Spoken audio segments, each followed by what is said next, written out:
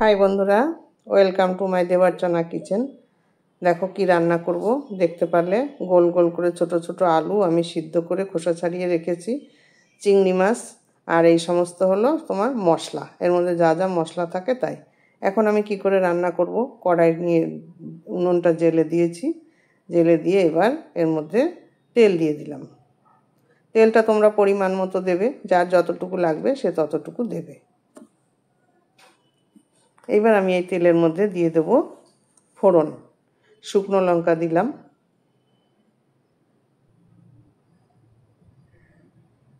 তেজপাতা দিয়ে দিলাম, আর দিলাম জিরে, দিয়ে এটা একটু নাড়াচাড়া করব।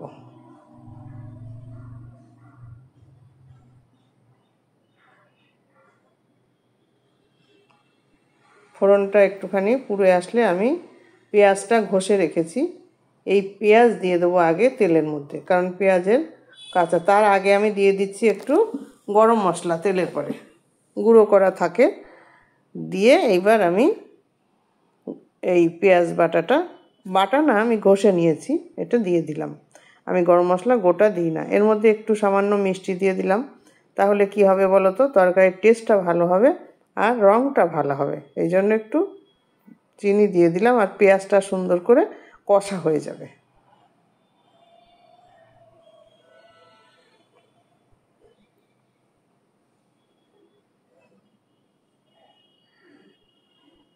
ভুল করে আলুটা আগে দিয়ে দিচ্ছিলাম, আগে বাটনা দেবো, আদা বাটা, জিরে বাটা,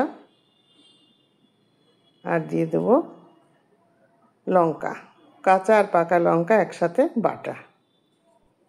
বাটি ধুয়ে একটু জল দিয়ে দিলাম, মশলাটা সুন্দর করে কষা হবে তার জন্য।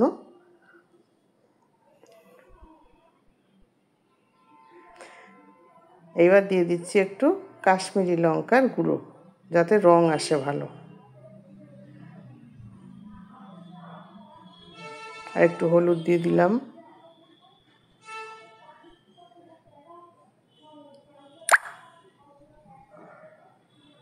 ভালো করে মশলাটা কষাবো। এখন এইবার আমি এই মশলার মধ্যে চিংড়ি মাছ দিয়েছি। কেন বলো তো, এটাই হলো রান্নার মানে কায়দা। এখন চিংড়ি মাছ দিয়েছি, এই মশলাটার সঙ্গে চিংড়ি মাছ দিলে চিংড়ি মাছটা কোনো গন্ধ থাকবে না। এবার দিয়ে দিলাম টমেটোটা ঘষে রেখেছিলাম, সেই ঘষা টমেটোটা দিলাম, আর পরিমাণ মতো লবণ দিলাম।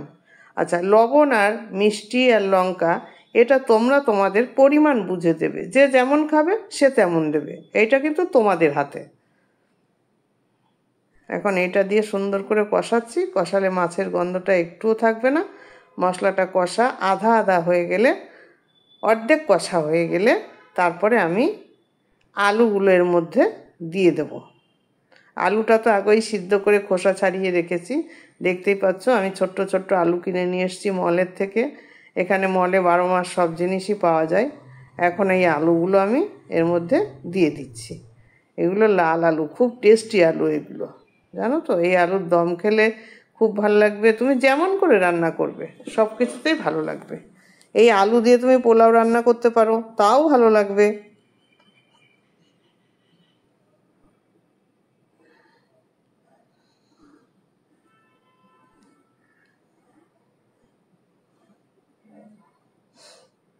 ভালো করে নাড়াচাড়া করে নিচ্ছি। মশলা দিয়ে কাঁচা গন্ধ বেরোলে সেই তরকারির কোনো টেস্টই হবে না, এটা তো সবারই জানা কথা। ওই জন্য আমি কষানোটা ভালো করে কষিয়ে নিচ্ছি। আমার কষানোটা প্রায় হয়ে এসছে, দেখতেই পাচ্ছ তোমরা। এখন আমি জল দিয়ে দিলাম, পরিমাণ মতো জল দেবো, একটু ঝোল রাখবো, কারণ সোনা আবার মেখে খাবে তো। আর ওর সবসময় কি হচ্ছে কি জানি, শুধু বলবে কি তোমার ঝোল দাও।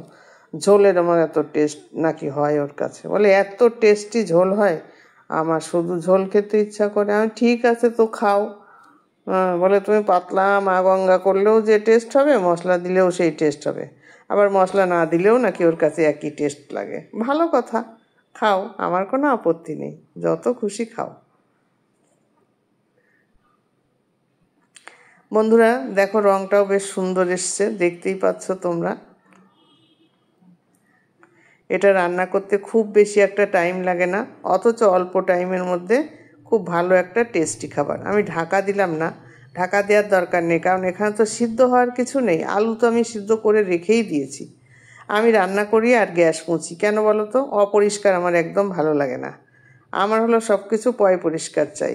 হ্যাঁ, আমি ডাল ভাত আর নুন ভাত খাবো তবেই ঠিক আছে, কিন্তু আমার সব পরিষ্কার লাগবে, ধপ ধপ ধপ ধপ করতে হবে। আমার হাঁড়ি কড়াই সব আমার একেবারে চকচকে করে রাখি। তোমরা তো দেখো লোহার কালো কড়াই, তাও আমি কেমন সাদা করে ফেলি। এটাই আমার নিয়ম, নাইলে আমি ভালো লাগে না আমার। প্রায় হয়ে এসেছে, কারণ একটু তো ঝোল রেখে আমি নামাবো। এবার আমি আরেকটু গরম মশলার গুঁড়ো ছড়িয়ে দিলাম, আর দিয়ে দিচ্ছি ঘি। এই ঘি আর গরম মশলাটা দিয়ে সঙ্গে সঙ্গে নামাবে না, এটা দিয়ে একটু ফোটাবে। কারণ কি বলো তো, এইটারও কিন্তু একটা টেস্ট আছে। এটা যখন ঝোলের সঙ্গে ফুটে ঝোলের সাথে মিশে যাবে না, তখন এর একটা আলাদা টেস্ট হবে। প্রায় হয়ে এসছে, খুব সুন্দর একটা সেন্ট বেরোচ্ছে।